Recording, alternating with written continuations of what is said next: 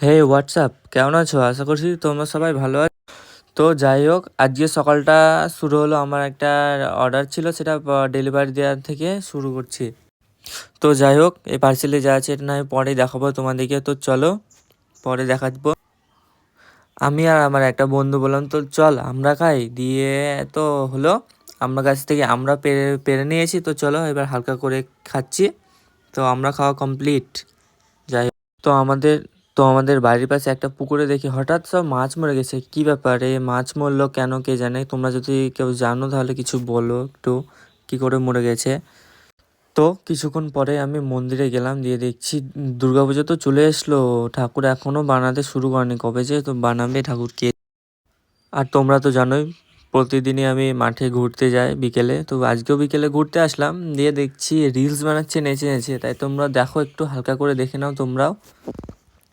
তো আজকের ভিডিওটা এইটুকু।